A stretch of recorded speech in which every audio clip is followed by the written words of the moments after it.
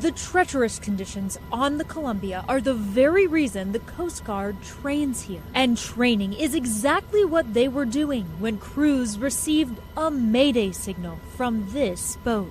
It was kind of fitting that there was a case at the end of the week in the circumstances and environment that we had trained. Due to the dangerous conditions, the Coast Guard decided a boat rescue wouldn't be possible. So they sent Petty Officer 3rd Class Branch Walton, a rescue swimmer, to carry out the mission. But then this happened.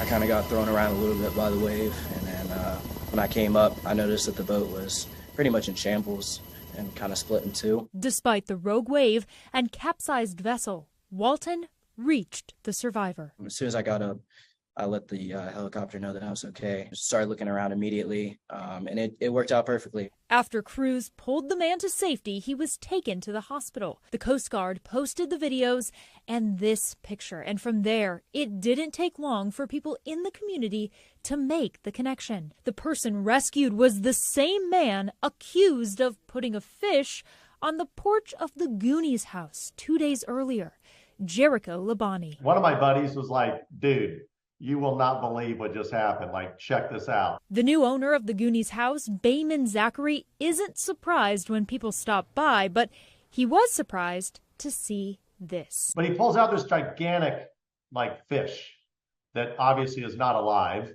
and just places it. And, you know, being from Kansas City, like, you got to wonder, you know, is the guy sending a message and I'm going to be sleeping with the fishes or something, you know? Fast forward to Friday. Astoria Police Chief Stacy Kelly explained they were piecing all this together when they got a call from the Coast Guard. Connections were being made that it was the same person and that he was at the hospital. And by the time we got involved, he'd been released from the hospital.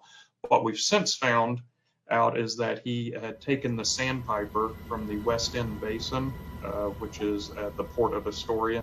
Around 7:30 Friday night, officers arrested Labani at a warming shelter in Seaside on charges of theft, endangerment, and unauthorized use of a vehicle.